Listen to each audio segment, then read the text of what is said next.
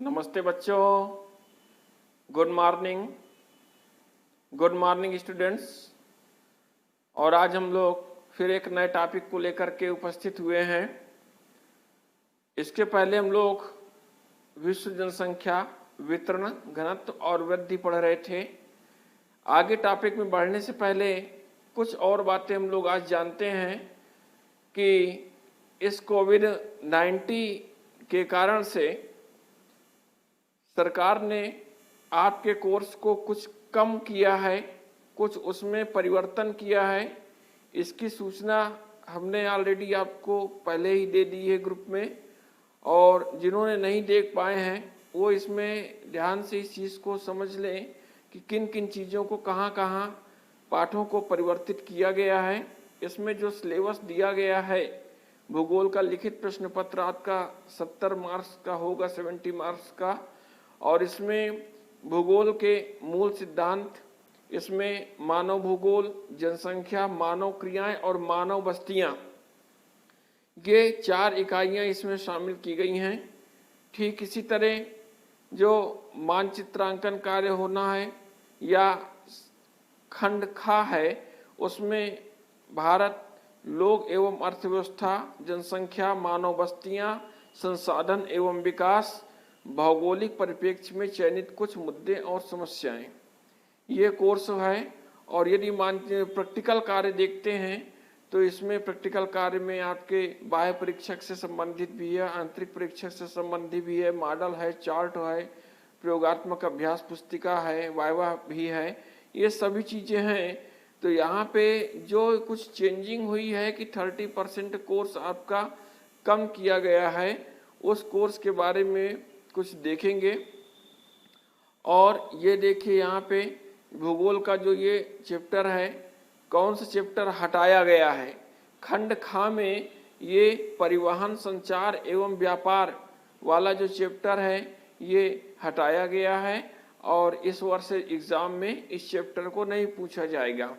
और इसके अंतर्गत ये सड़क, रेल मार्ग, अंतर महाद्वीपीय रेल मार्ग है, जल परिवहन, वायु परिवहन है, तेल गैस पाइपलाइनें हैं, उपग्रह संचार है, साइबर स्पेस है, अंतर्राष्ट्रीय व्यापार जो इंटरनेशनल ट्रेड है, इनसे संबंधित ये टॉपिक इससे हटाए गए हैं। ठीक इसी तरह जो खंड खा है आपका भूगोल का, और इसमें संसाधन एवं विकास है, भू संसाधन से संबंधित जो अलग अलग फसल का वितरण दिया गया है, कृषि का विकास है और उद्योगों का विकास है, पेट्रोकेमिकल्स वगैरह है, चीनी के पेट्रोकेमिकल है, उद्योग हैं, उदारीकरण, निजीकरण, भूमंडलीकरण का प्रभाव, इनको हटाया गया है। और एक इकाई और यहाँ से हटी है जिसमें परिवहन, संचार और अंतर्राष्ट्रीय व्यापार है। ठीक इसी तरह जब प्रयोगात्मक कार्य में देखते हैं तो क्षेत्रीय अध्ययन की जो बुकलेट बनती थी वो बुकलेट नहीं बनेगी, केवल एक ही बुकलेट इस बार बनेगी। तो ये कुछ ऐसी चीज़ें हैं कि 30% कोर्स कम किया गया है। अपनी बुक्स में आप मैच करा लीजिएगा और उससे जो है आपको पढ़ने में आसानी होगी। इसके बाद हम लोग अपने अगले टॉपिक की ओर पढ़ते हैं। और लास्ट टर्म में हमने एक टॉपिक पे डिस्कस किया था, और उस टॉपिक का नाम किसको किसको याद है? उस टॉपिक का नाम है जनसंख्या प्रवास। उस टॉपिक का नाम है जनसंख्या प्रवास, और इसके बारे में हम लोग ने लास्ट टर्म में उसकी चर्चा की थी। और इसके बाद जनसंख्या प्रवास के प्रभाव भी देखे थे कि क्या प्रभाव पड़ते हैं, और फिर कैसे ये कितनी तेजी से बढ़ रहा है और क्या जनसंख्या में चेंजिंग हो रही है। इन सब के बाद हम अपने अगले टॉपिक की ओर आज आते हैं, और हमारा जो टॉपिक है जनसंख्या नियंत्रण के उपाय। कि जनसंख्या तेजी में विश्व की बढ़ रही है, भारत तो भारत है, विश्व में भी बहुत तेजी से जनसंख्या बढ़ रही है। और इसी में क्या है कि जनसंख्या का विस्फोट अणु बम के विस्फोट से भी घातक होता है, क्योंकि अणु बम का जो विस्फोट होगा किसी एक क्षेत्र विशेष में होगा, वहां की वो चीजें नष्ट होंगी। लेकिन जनसंख्या विस्फोट का मतलब है जनसंख्या इतनी तेजी से वृद्धि हो जाना कि जो भी वहां के आर्थिक संसाधन हैं, मानव के लिए उपयोगी संसाधन है, उनकी आवश्यकताओं की पूर्ति सबको नहीं हो पाएगी और व्यवस्था पूरी तरह से चरमरा जाएगी। तो ये जनसंख्या विस्फोट कहलाता है। और इसमें क्या है कि ये पूरे देश को प्रभावित करता है। तो अब इस जनसंख्या नियंत्रण के लिए क्या क्या उपाय किए जा सकते हैं, उसके लिए भी कुछ यहाँ पे लाइनें दी गई हैं, इसको अपने नोट्स में आप लोग क्लियर कर सकते हैं कि वो मेन चीज है एजुकेशन।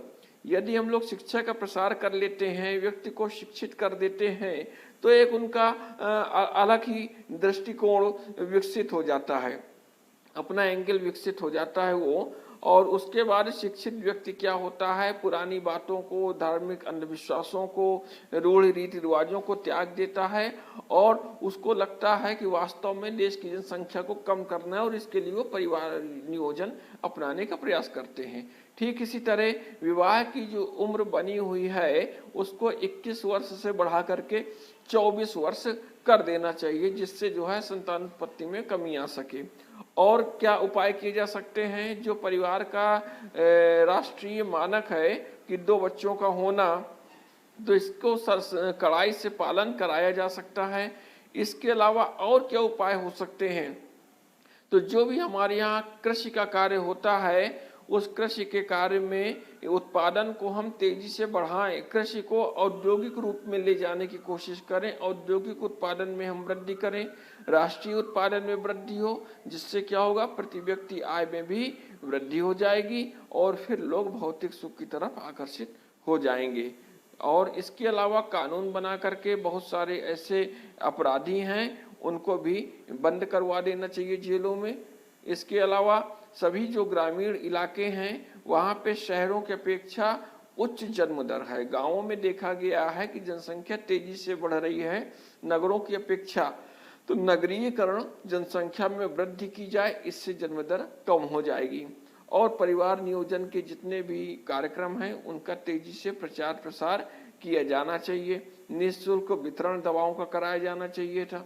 इसके अलावा बहुत सारी जो पोस्टर्स हैं, पुस्तिकाएं हैं, विज्ञापन हैं, इसमें भी प्रचार प्रसार जनसंख्या नियंत्रण का होना चाहिए और इससे, इन उपायों से जनसंख्या नियंत्रण किया जा सकता है। इसके बाद हमारा ये अध्याय जो क्लियर होता है तो इसमें बहुत सारी ऐसी चीजें हैं जो कि आप लिख सकते हैं। खास करके जो एनसीईआरटी के क्वेश्चन आंसर दिए गए हैं उनको जरूर आप लिखिएगा, क्योंकि अब पूरे देश का सभी बोर्ड एक जैसे ही हो गए तो एनसीईआरटी से संबंधित क्वेश्चंस ही पूछे जाएंगे। तो इसमें जो भी इसके ऑप्शनल क्वेश्चंस आंसर हैं इसको आप लोग देख लीजिएगा, लिख लीजिएगा। इसके अलावा कुछ और भी शॉर्ट आंसर टाइप के क्वेश्चन है। जनसंख्या घनत्व वाले अनेक क्षेत्र हैं, परिवर्तन के 3 घटक कौन कौन से हैं, जन्म दर, मृत्यु दर, जनसंख्या प्रवास है और प्रवास क्या है, प्रवास में प्रतिकर्ष कारक क्या है, अपकर्ष कारक क्या है, ये सब डिटेल है। बहुत ही अच्छी जानकारी है ये सब डिटेल, चूंकि हम लोग डिटेल में इसकी जानकारी ले चुके हैं, अब आपको क्वेश्चन आंसर इसमें करने हैं। इसके अलावा जनसंख्या घनत्व को प्रभावित करने वाले कौन कौन से कारक हैं। इसके बाद और यदि थोड़ा सा कुछ क्वेश्चनों पे ध्यान देते हैं, कुछ महत्वपूर्ण क्वेश्चंस हैं आपके, ऑप्शनल क्वेश्चन हैं और इनको भी किया जा सकता है, कर लीजिएगा।